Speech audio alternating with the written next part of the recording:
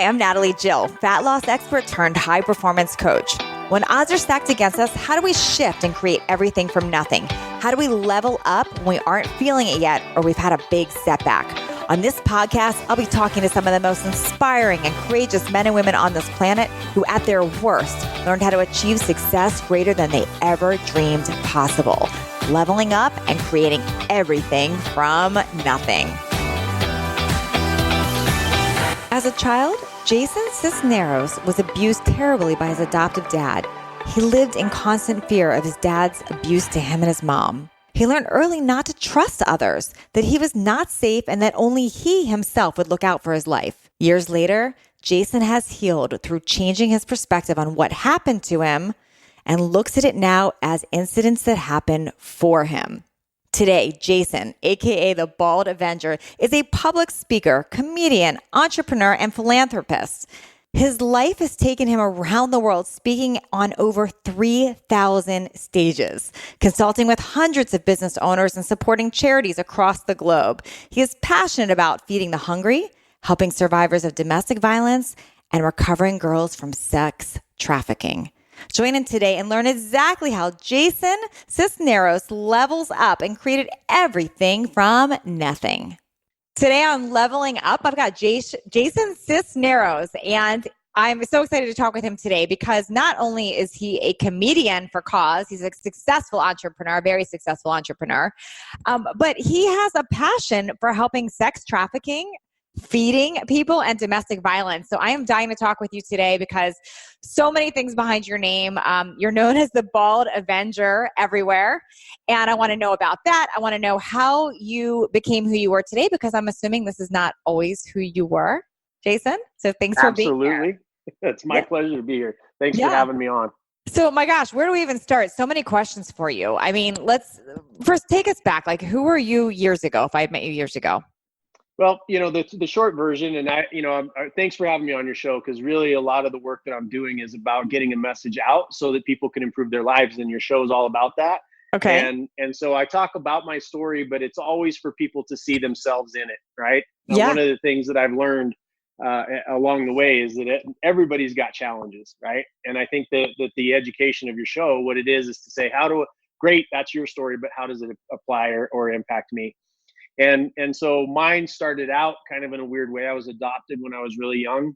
My mom married a guy who was a bad guy, and he was very abusive. I started stepping in front of him, and between him and my mom when I was about 6 years old. Wow. He broke my nose from then until I was 17, probably 12, 14 times. And then he went to prison when I was 17 for attempted murder of me and my mom. Whoa. Yeah. Wow. And by that I'm time, assuming you were pretty much growing up scared from 6 to 17. Yeah, it was constantly in a state of fear. I was talking to a friend of mine just the other day. We were talking through some stuff that he was going through, and I remembered back that I would always could tell, because my ears were always open. I'm a very light sleeper. Okay. Because he would come in and I could tell by the gait, right? When he was walking down a hallway or whatever, if he was walking quickly, I knew he was pissed off. He was going to come in my room. I knew if he was stumbling that he was going to be coming in my room because he was drunk or on drugs. And so I've learned to listen to people and their approach, almost to know almost what the situation is going to be ahead of time. So it was a lot of fear, because I would be, I would wake up and I'd be laying in bed. Imagine that as a 7, 8, 9-year-old kid. I can't even. And you're laying there and you're just, full on grown man blasting you in the face with a fist. It's some fear. And what I would imagine, where was your mom through all this? Did she know what was going on? Did she ignore it? Was she helping you? What was happening? Yeah, she not only knew what was going on. I mean, she tried several things. This is why I'm so passionate about domestic violence, and the idea that everybody's like, well, if somebody's beating you, you just leave, and it's not that simple. Totally. You're almost, not even almost, you're legitimately a prisoner in your own home. And there's psychological damage that's done by men that they separate you from everything everyone you're pretty soon your friends aren't good enough to hang out with anymore. They move you away from your family. Yeah. And so you're stuck. And now she's got kids. And that was our situation. My mom tried to leave several times. He would hold our, other members of our family at gunpoint until we would come back. Wow. There, and if she would she tried to get away one time, he ended up kidnapping me and leaving and threatening to kill me. So yeah, she knew, and we kind of all suffered through it silently for a long time. Wow. What did you make up about your family, or your mom, you yourself living that way as a kid? Well, I think that back then, I'm 47 years old now. And one of the things that it was way more common and way more accepted, right? I remember one time my mom was running, we had this little red Volkswagen Bug, and my adopted father, who I thought was my dad this whole time, by the way. And so I was 17, Okay. Wow. my mom didn't let me know. I Oh, thought he you was my thought real he dad. was your biological dad. Wow. I did. And so we were running to the police station, and we got just about there. I remember seeing it. And then he came up in the truck on the side of us and rammed us, and we flipped over 3 or 4 times. Whoa. And we literally came to rest on the police station grass. And I remember the police all coming rushing out. And the first question that was asked when my mom got out bleeding out of her nose, it was one of the first times my nose got broken. And so I'm stumbling out. And the first thing I remember, it's burned into my memory, was the police officer asking, "What did you do to piss him off?" Whoa. Right. And so that's why I'm such a huge advocate these days of women, is that, obviously, there's kind of tipping points, right, with the Me Too movement and all this other kind of Yes. stuff, which I think is wonderful. I think in some areas it's gone too far. But ultimately, that when you're in that position, right, the 3 things that you mentioned, undercover rescues and feeding people, and then domestic violence, I operate in an area of charity where it's not the person's choice, right? That's where a lot of times, like when you get into drugs and alcohol and that kind of stuff, whether it's a choice or it's not, I don't want to get into that debate, Yeah. but I feel like it's more of a choice, right? When you're a prisoner in your own home in domestic violence, when you're a boy or a little girl that's been kidnapped and you're being held against your will, when you're starving, when you're an underage kid in Africa or here in America or in India, it's not a choice. And so I fight really hard for those people that don't have choice, to give them better choices, better options. It's so sad to me that, here we talk about a lot about not having a victim mentality and being responsible, but then there's such a disconnect, because for that to have happened to you in that accident, and then the cops to say, "What did you do to piss him off?" That just keeps reinforcing that. It does. And, and luckily, I mean, again, I'm so glad for all the women's advocates and all the stuff that's happened out there, because it's a much better environment today. It's not perfect, but it's way better than it used to be. Mm-hmm. And back in those days, it was different. And, and so we got out of that scenario, and I just never trusted the police after that. And my mom, very seldom did she run, because where are you going to go if there's no authority? What are you going to do? You just kind of have to tough it through. You feel unsafe. So what did you leave this man at this point? What happened was, we ran into some amazing police officers. We ran into a great judge, and, cause at this point, when it was attempted murder, he tried to blow up the house that we were in, that we lived in. And it was big news in that area for a little bit. But what happened was, after that, all of that stuff in the past kind of caught up, and the police and the prosecutor and the judge all cooperated to say, this guy's a menace to society, not just with my family, but the things that he did in the other world. Did you say he tried to blow up the house? Yeah, so he nailed shut all of the windows, and then he cut the pipes, the gas pipes, and then he set any entry into the home, he set with a flint, so that if we walk through any of those doors, and just by the grace of God, I went on a couple of week drunk at the time. I was not, back then I was doing what I knew, right? Which was, I was dealing drugs. I was collecting money. I'm sure. You to escape how you're feeling. Yeah, and my mom just happened to not come home for a couple of weeks, and the neighbors reported the smell of gas.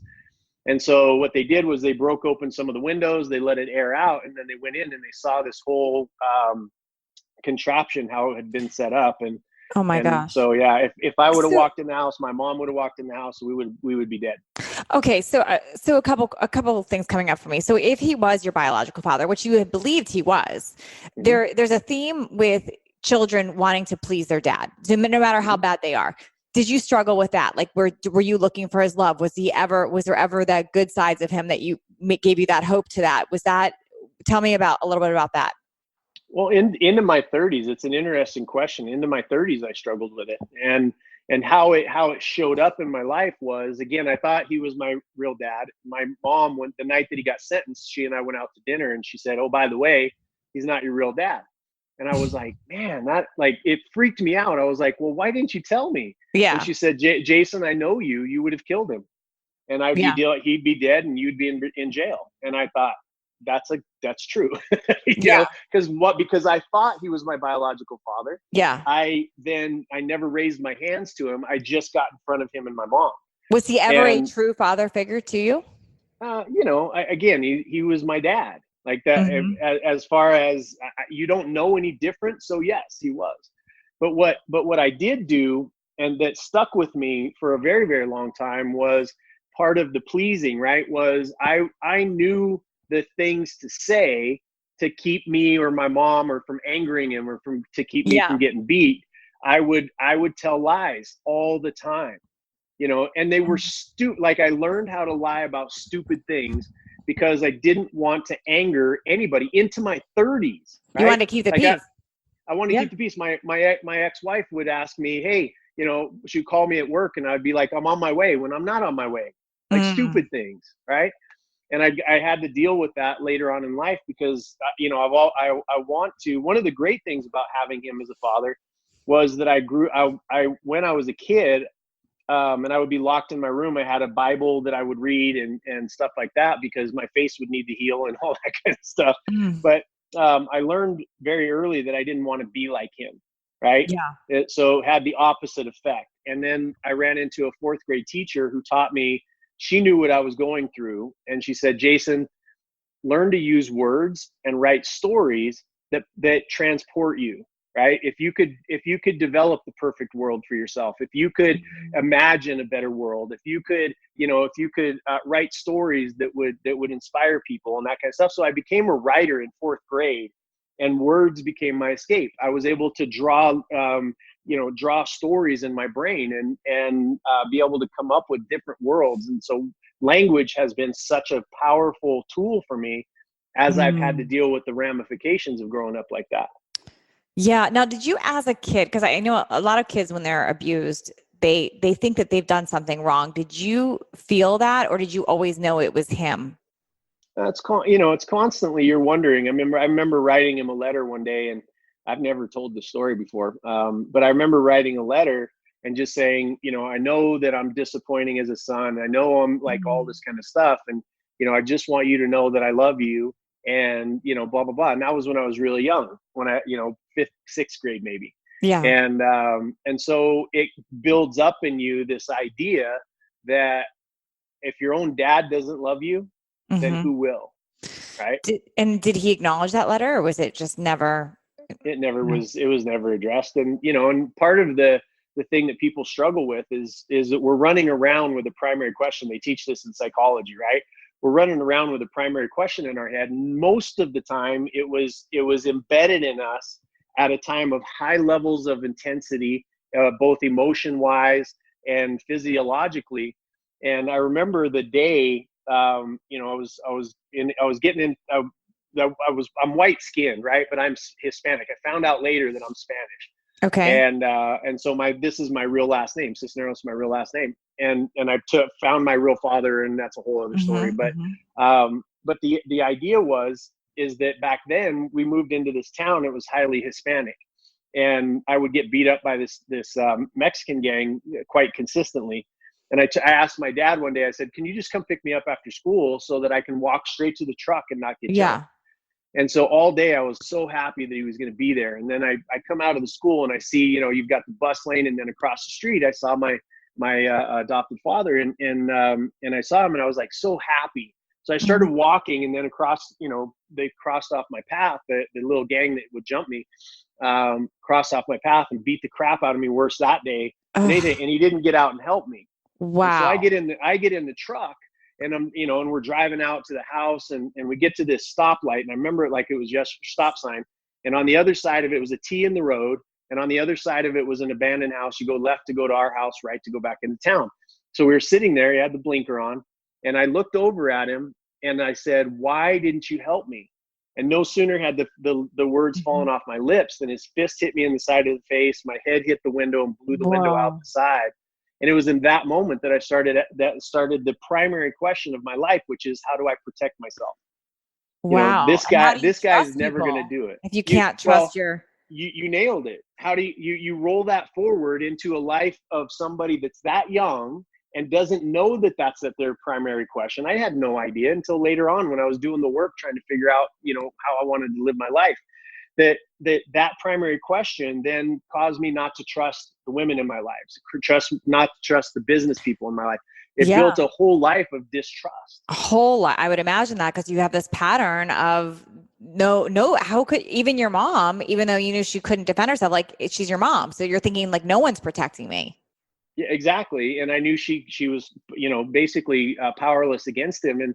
And so the powerful part of that was what I learned later on in life, that our habits are a series of physiology, focus, language, and emotion, right? Okay. And they build these things in our brain. I've had on my show and a couple of really good friends that are neuroscientists that talk about the fact that those become neural net pathways in our brain. In other words, the information goes in, it goes down a pattern, it tells us how to react to it.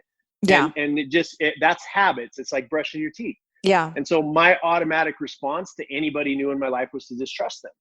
And so what I did was, when I learned that, I came up with a formula of my own that said, I want to change that primary question consciously. Right. And so I said, I want to be a powerful world changer that enjoys every breath. Right. That was what I did. And I would run and I would scream it at the top of my lungs because I wanted to anchor it in. A lot of people tell you that you can break a habit in 21 days or whatever the hell it is. That's all bullshit. What really happens is that you have to starve the old belief so that you stop firing those neurons, and you build a new highway, right? So it's like the first time you have the thought, a lot of people, this is why people don't stick with stuff.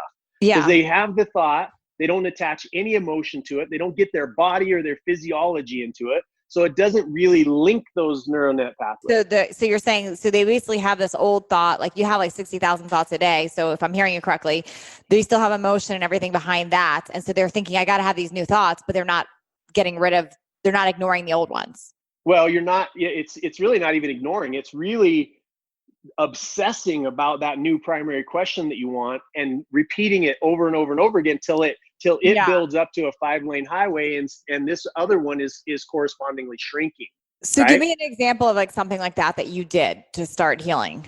Yeah. So again, I would go on runs, and at the time I was on the road with Tony Robbins, and I was in a different city every 3 months as one of his top speakers. And so I would get up in the morning and I would start running, and I would run and I would yell at the top of my lungs. I remember waking up homeless people and freaking people out. And when I was in my car, which is probably the safest place for you, and I was just screaming at the top of my lungs and like pounding my chest, and I am a powerful world changer and I enjoy every breath, over and over and over and over again.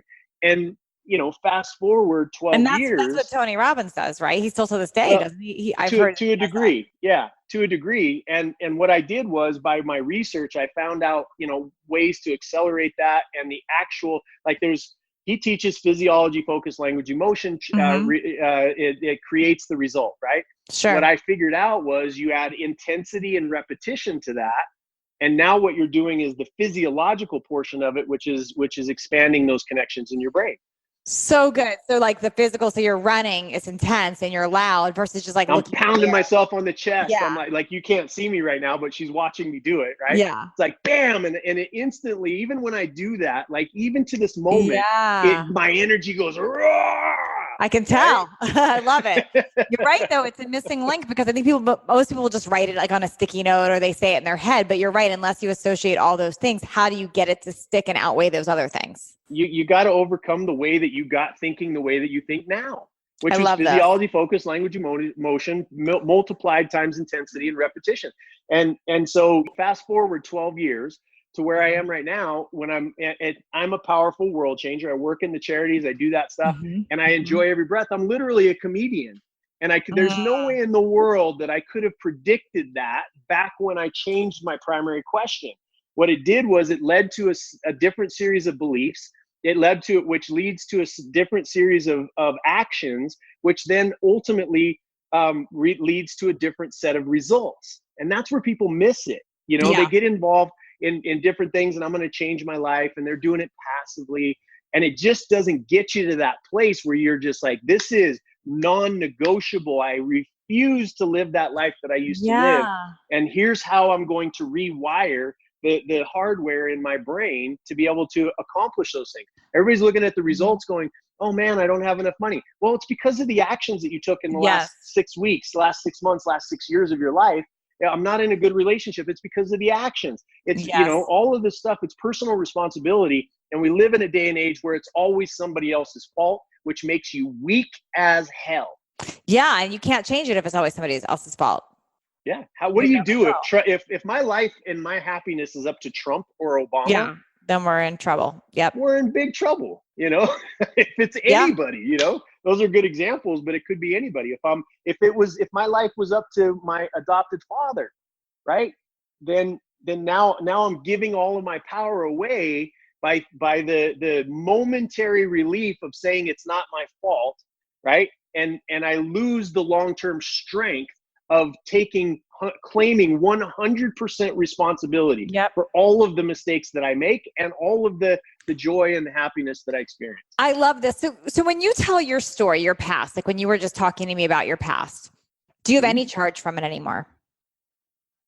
I do. And it's a massive charge of gratitude because the other master step of people's realities is to look at the situation. Because when I was in and out of jail, I was drinking all the time, all that stuff, I was blaming my adopted father. Of course. And when I figured out that the power of meaning and a huge indicator or tool for me was the book called Man's Search for Meaning by Viktor Frankl. Yep, I've read it. And it was about a gentleman. For those of you who don't know, buy the book. But those of you for the purposes of the conversation, he was a gentleman that got put into a concentration camp, right? And what he did was he figured out the reason why people died and the reason why people survived, aside from people, killing them on site, but were able to survive the starvation and all the horrible things.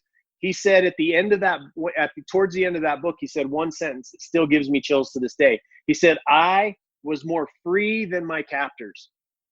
In other words, the inside game, the mindset of having something to live for, to something to grasp out. And that meant to me when I read that, Jason, your experience is your decision, right? And Tony Robbins says all the time, the power of decision that leads to the destiny of your life, right? It's in your moments of decision where your destiny is shaped, is how he says it exactly. And I figured out, okay, I'm going to go back through every facet of my life and I'm going to look at it from a different perspective. How can I be grateful that man was my dad? Right. And it immediately came to me. It was like, Jason, you're tough as hell. Like people that make other people crumble makes you stronger. Like you have never raised your hand to a woman in anger. You're a great father. You love your children. Like there was all of this stuff that started to well up in me so that I could be grateful for the fact that man was my father. And it changed my entire life. And I could go through instance by instance, but we control the meaning that we give stuff. So, I've dealt with, the sexual abuse, the emotional abuse, the physical abuse, all that kind of stuff. We can go back to the person who perpetrated those transgressions upon us and be grateful for them. And you just won the battle. With the gratefulness, do you forgive as well? It's a part of it. Like you can't, I can't be grateful and hold contempt in the same moment. I can't do it. It's impossible. Mm-hmm. Right? So to be grateful, automatically I forgive him, right? Automatically it's built into the word gratitude. Yes. You're forgiving anything that you had held on to, because ultimately it was affecting and impacting my life, not his. No matter about how bad I hated him, no matter how much I wanted bad things to happen to him, no matter, all of that was hurting me and disempowering me and crippling me mentally, physically, spiritually, and all of those components, because of the power that I was allowing that attacker, that perpetrator, to continue to hold in my life. And they didn't even know it, and it didn't do them any good. It was just not, it wasn't, there was no power for myself. Yes. So it's like the attacker would still be hurting your life had you not taken this on and rewrote that Happens story. all the time. Yeah. Happens all the time. I mean, you hear, you deal, like I said, I deal in the domestic violence. I deal in the rape of these, we're rescuing these little girls and boys that have been locked up and used for sex. So one girl that we had at this last show, 4,000 times in 2 years she was sold, right? So you tell me that like that now, and now she is this beautiful light out in the world because she said, you know what? I survived that. I must be a beast. You know what I mean? I survived all that. She became grateful about the experience to say, if I hadn't have gone through that, I might have been somebody that was weak enough to give all my power away to who was president at the time, or, the all of the crap that people are whining and complaining about these days that they have no control over. And if all they did was look in the mirror and say, hey, I'm going to become grateful and I'm going to become of service, that's the shift. Right? Yeah. Oh my gosh. I have so many questions right now. But my first question that's coming up for me, do you have a relationship with your father now? He's dead. My adopted father. Right? Yes. I do have a relationship with my real dad. So you found him. We met. I liked him. It was, he's just another man. I mean, he happened to be a sperm donor, right? But but I did get to meet him, but my adopted father is dead now. Okay, I see. Okay. Do you have somebody listening right now? I'm sure there's people listening going, but how do you even get to that place? Like they're so hurt, they're so stuck in it. What advice would you give them? Like how do you even begin to, because obviously this was a process for you. This wasn't an overnight light switch. No, not at all. How do you even begin to have somebody take those steps forward? The first step is the hardest one, and it's taking personal responsibility for everything that's happened in your life. It's not saying, well, it's my fault that I got raped. It's not my fault that I got beat up. It's not it's not saying taking responsibility for the act. It's taking responsibility for who you are now, because that's no longer happening to you. Okay, right? That's a really important clarification, because I think people here, they have to think that they brought it on. But what you're saying is, no, that's not the case. But like, who have you become because of it? Yeah, and how much are you letting that moment that happened all those years ago or yesterday or whatever it is, the shorter the amount of time, my grandfather used to say that, Jason, if you can't be offended, then you won't be. Which was, I didn't understand it at the time. I've just come to understand it. He passed away around 10 years ago. I've just come to understand it at a high level in the last 5 years, that it's my choice. If somebody, and I'm giving that person power that I'm allowing to offend me. So it's understanding that whatever it was that happened to you, my heart goes out to you. I'm sorry. I love you, but you're not fucking broken. Right? And that's the message. We are not broken. The broken people in this world that realize they're not broken and that they're stronger in those old broken places, that makes you a superhero. That makes you somebody that has superhuman powers, even if it's just emotionally. The power of empathy, caring about what people went through. I can't imagine like this self-absorbed society that we live in. I care about me all the time. I am so grateful for the fact that I learned along the way the art of empathy and caring about people that are in situations that they can't control. Now, if you're in one of those situations and you're listening to that, reach out to me yesterday, because we have resources for the human trafficking. We have resources for domestic violence. We have resources for food. Reach out, right? That's the whole point of why I started my show and started doing the comedy. I think so many people are scared, and I don't know because I wasn't there, but I'm just my guess of this, and you can correct me if I'm not correct, but I would imagine that people are scared in that situation to reach out. Like they almost feel like they have to hide it, or somehow they've brought this on, or it could get worse. Like I think about your mom in that situation. She probably was scared. Like, what do I do? Like if it would, like thinking it would make it worse. So what would you tell those people? I would tell those people, because for my mom at the time that she lived, it would have made things worse. And it did. Every time she tried to get away, every time it did.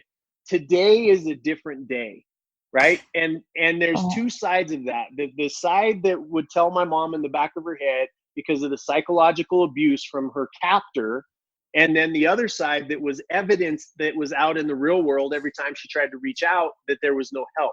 There is help.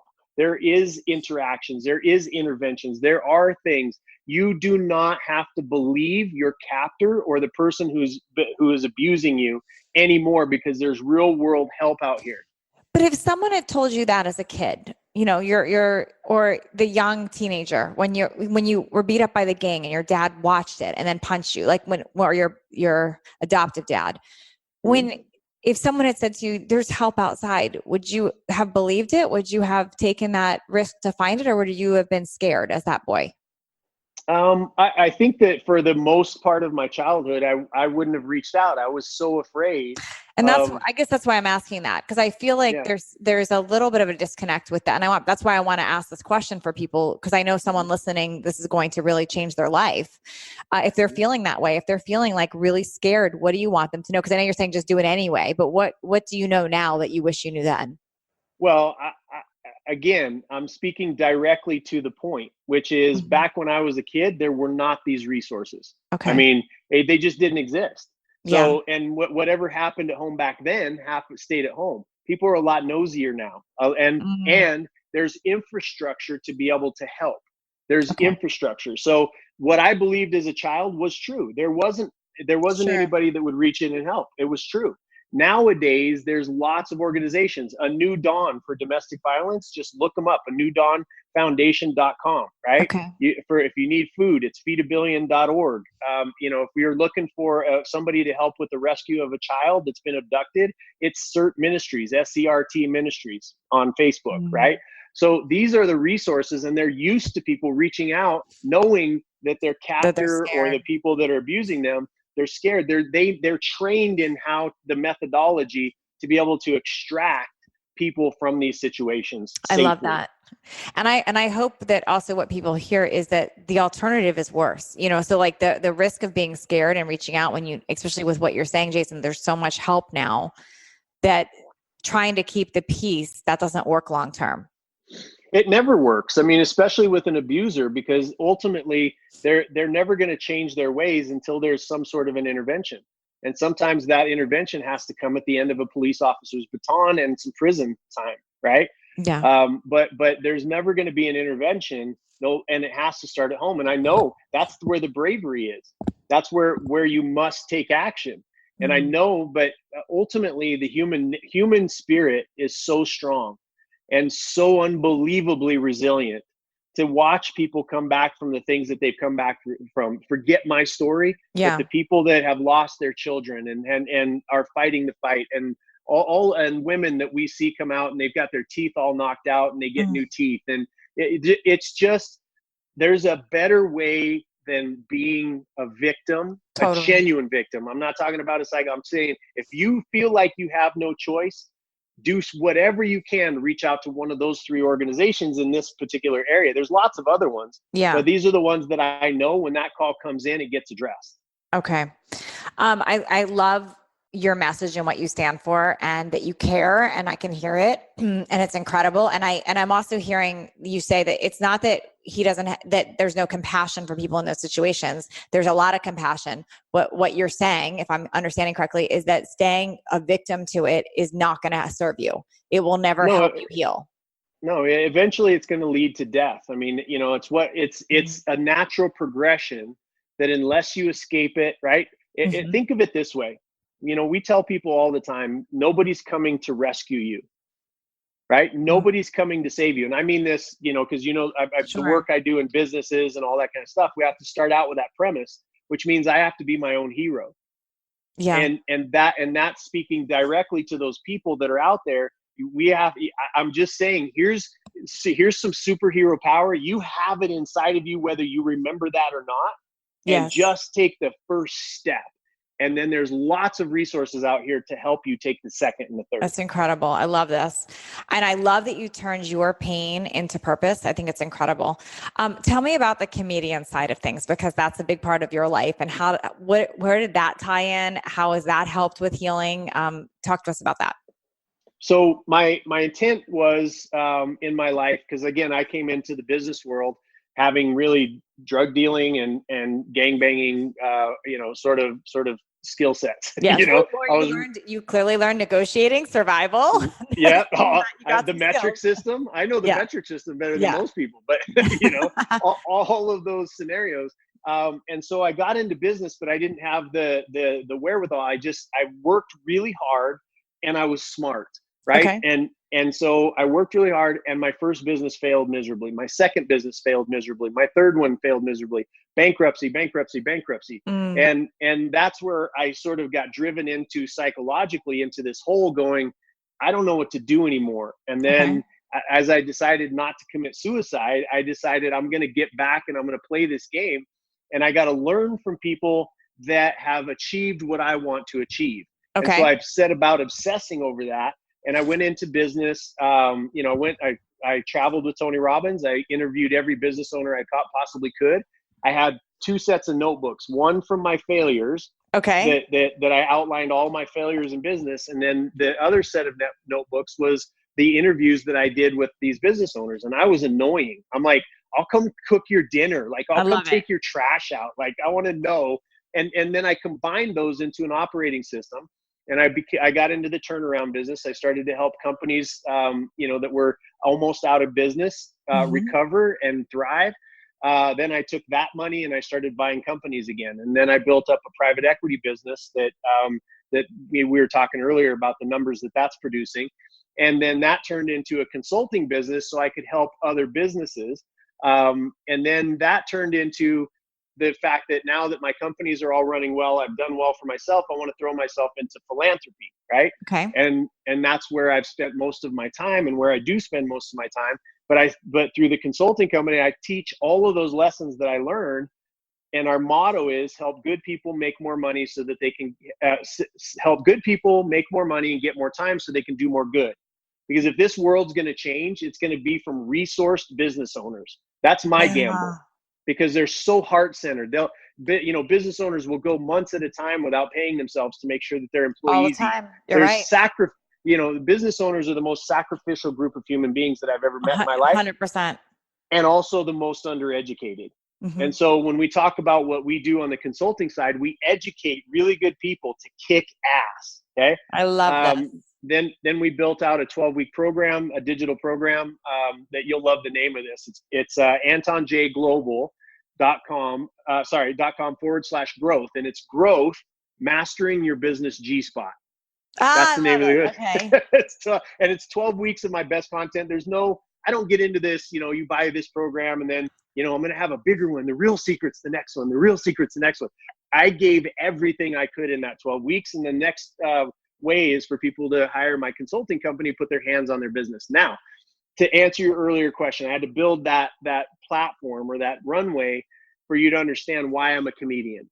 Okay. So in the last 5 or 6 years, what we realized was bringing in Ashton Kutcher like we did. Okay. Brings millions of eyeballs to whatever philanthropic charitable thing you happen to be working on, right? Of course. And I would go through the list of the names, but there's a lot of them they're just opportunists. Yeah. And they show up for 5 minutes. You have to pay them a bunch of money. They don't care about what you're doing, really. Totally. And they take their pictures and they take a big check and they leave. Yeah. So we were sitting around last year and we said, what have we learned? Well, that was one of the things, charity, that brings a lot of eyeballs and, a lot of them are douchebags. And so we kind of combined that. And I was sitting there at the table with my board and I said, why don't I just become a celebrity? You know, and like you, everybody laughed around the table except for the two guys that have been with me But the longest. I get your reasoning behind it. Like if right. Totally get it. And we started looking at it, and once they understood that I was serious, we started looking at it, and I was like, okay, what do we do? I can afford to go live in Hollywood and put myself in every da-da-da. And I said, I'm only missing two things to become, you know, that Ashton Kutcher has: good looks and talent. So let's take that off of the table. So I like to have fun. I've got a message in my comedy. I'm funny like that, you know, so I decided, let's build out a comedic brand. Yeah. And that's where the Bald Avenger came from, because it's ridiculous, but relevant, right? Because my daughter, when she was 3 years old, we went to the zoo and we went by the silverback gorilla thing, and and she goes, "Daddy, it's you," right? Because she thinks I look like, and that's kind of where I go when I'm protecting the vulnerable. I go into this beast mode where I'm like, I don't, you know, whatever it is, we're going to save them. And so that built out, you know, if you look at the Bald Avenger anywhere, you'll see the logo is a red ape, and it's holding the scales of justice. And I've got 25 different logos for 25 different companies, and I have cared less about any of them. This logo I care about. And there's two things. It's the ape, the silverback gorilla holding the scales of justice, and then in front of it is a shield. And the women from A New Dawn gave me the nickname Shield because they think that I'm, you know, they feel like I'm their shield. And so we started to build that out. And my comedy is center right. You know, it's not like if you ask who's a center right comedian or a conservative comedian out there, can't really name anybody. Yeah, there's a couple, but and then you go, who's on the left side? They're everybody, like every nighttime TV show, all of them. And I do comedy from a place of practicality. I'm fiscally conservative, but I'm socially progressive. But so ultimately my comedy comes out sort of right leaning, not necessarily. But and so we do that so that we can raise awareness, and awareness is that's the most passive way to go about easing suffering in the world. But it then brings people crowds, and it brings attention, and that it ultimately brings money, because money is a resource that these charities need. Got it. And we also do research about, you know, charities. I've gotten suckered in. Everybody that's hearing this has got suckered in or heard a story about a charity that takes money and they use it for themselves, and they use the charity that they're working for to build their brand, and it's all of this disingenuous stuff. So the charities that I work with, Feed a Billion, none of the executives take a paycheck. They're all donating their time. Okay. A New Dawn Foundation operates on 3% for overhead and whatnot. The 97% goes back to the women. Cert Ministries, they live on literally this entire organization puts 100% of their donations back in, and they do work outside so that they live on 10% of their income. So not only are they not taking any money out of it, they're putting 90% of their own personal job money into the organization. It's incredible. So I've done a lot of research. I've been suckered by ones that were fake, and these three are some of the greatest. Pastor Rudy for Cert Ministries, Kat Dawn for A New Dawn, or for A New Dawn, and AJ Ambush Jane, who started Feed a Billion. Three of the most genuine, heart-centered people. I love it. Integrity-based human beings you'll ever meet. I love this. Wow. I want to be involved in like everything you do. I love your story, your energy. I'm sure everybody listening is feeling the same. I'm like, I need to know more about all of this. Good. It's incredible. Well, you know, the best place to go is to start following us on the Bald Avenger on Facebook. That's the place that I operate out of. Bald Avenger. That's how you spell it? The Bald Avenger. Yep. Okay. The Bald Is Avenger. that what you are on Instagram as well? I am. Yep. Yeah. And on Twitter, I think on Twitter it's Avenger Bald because some other faker funny. got it. But by the way, it's trademarked. You know, I have one of my clients and one of my best friends is one of the greatest IP and trademark attorneys in Chicago. And he got me in the middle of when the Avengers are the most famous thing on the planet. He got the Bald Avenger trademark. Yeah. So when you say like Feed a Billion and New Dawn and Cert Ministries, and then I know what you're involved in, are you involved in those three organizations, or do you have something else that you help with? So I help with, there's this stupid page on Facebook that we started. It was in self-defense for me. And I called it, it's a stupid name. It's called the Jason Cisneros Charity Resources page, Okay. because I get calls 3 and 4 times a day from people that are like, hey, Jason, can you help our charity? And I like to help people know how to run their charitable organization Okay. better. That's the best resource that I can give them, aside from cash if they really need it, right? Because you're giving them the time, like you said, to get to the other things. Well, Okay. I'm giving them the tools to be able to be Yeah. self-sustainable, right? If a business owner fails, 90% of business owners fail in the first 5 years of their organization. Charities fail faster because they Okay. have even less business sense and they're not profit driven, right? So we started a page and we went in there and we taught how to set it up, how to function. There's a connection that happens between all of the charities in there. So in Okay. that realm, I support about 150 other charities. Okay.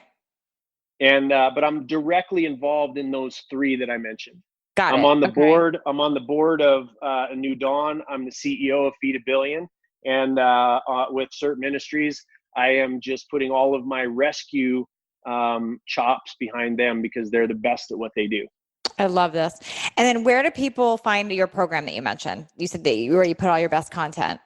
Oh, got it. Oh, that's a 12-week program. Anton J Anton JAE.com/growth.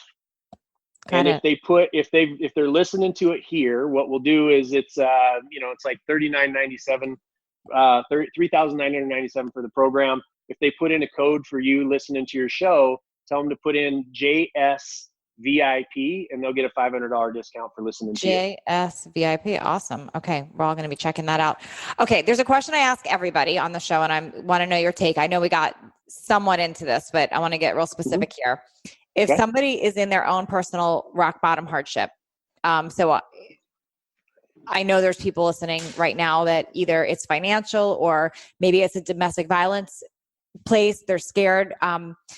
They're really feeling stuck. And you were going to give them like 3 pieces of advice right now on how they can start changing things around so they can start shifting and leveling up and creating everything from nothing. What would those 3 things be that you would tell them? Listen to my voice and hear these words. Okay. You are not broken. Mm-hmm. Step number 1. Okay. Everything that you've gone through has made you stronger than the people that you can ever understand. Okay. The second thing is going to be peer group. You must get into a peer group. Now, my followers call themselves misfits, right? And so if you go online, Facebook especially, and you just put in the hashtag Misfit Nation, you will run into some of my people. And these people are all of them have screwed up. We have people that have been in prison for murder, that we have all kinds of screw ups, people that have been in abusive relationships, that have been raped, that have had cancer and come back there. It's just full of the most amazing human beings that had to start from where you're at right now. And they're 1000% committed to helping you. No money's involved. It's just, we all banded together around the Bald Avenger and the Misfit Nation to just support and lift people up. And so peer group, find out that peer group. Misfit Nation will gladly accept you, right? And then thirdly, really envision the life that you saw for yourself before all of the trauma. And spend more and more and more time in that place, even if it's in your head, because it affects and impacts at a cellular level every tool and opportunity that you have. So good. This has been very eye-opening, and I love everything about this conversation. I love how you totally turned your pain into purpose. I love that you give back and you focus out. And I believe that one of the reasons you are so successful is because you do spend so much time caring and focusing out. And I think that stuff comes back to us big time. Just like you said, you get tired of the people being all in their heads about just themselves. And they're no coincidence that usually is who suffers with their business or whatever else. I think the focusing out is what brings abundance and everything. Well, I could tell you something just to anchor your point just a little bit. I'm a big numbers guy because I'm a business guy, right? I'm not a big, I feel this way or feel that way, because it has no attachment to reality. And one of the studies that blew my mind was the study that was done. There's actually something out there mathematically called a misery index. Okay. In other words, how miserable are you and what are the factors? Well, they tied on the misery index, they tied together socioeconomic conditions. In other words, how much money you make. Okay. And they said that in life, you are maxed out. There's also a happiness quotient that says that your happiness peaks out when your fundamentals are taken care of. Right. Mm-hmm. And then when you hear people all the time, you're like, oh, if I make more money, they think in their brain, if I make more money, I'm going to be happier. Well, there's a two-part answer to that. The more money you make, if it's unattached to purpose, service, outcome, makes you miserable. It makes you less happy. Right. Now, if you make more money and it's tied to easing suffering in the world, or it has a purpose to it, your happiness quotient, that's the next biggest accelerator of anything that you can possibly do. And I love that you just brought up that if your fundamentals are met, because that's the disconnect. People say, well, money doesn't make you happier, but got it. But yes, you need shelter, you need food, you need safety. There's those things that need to be met first. So assuming those things are met. If you don't have a home or food in your belly, you're miserable. You're miserable. Course. And there's no when way you have it, you're happier. Yeah. Amen. Jason, this is awesome. Thank you so much for taking the time and talking with me today. It's been my pleasure. Can't wait to have you on my show. Thank you. Thanks for leveling up with us today. Please share this episode if you found it helpful so others can join in. And don't forget to hit that subscribe so you don't miss out on future shows. And if you would leave me a 5-star review, I appreciate those so much. I read all of them, and it's how I know that I'm giving you information that you find valuable.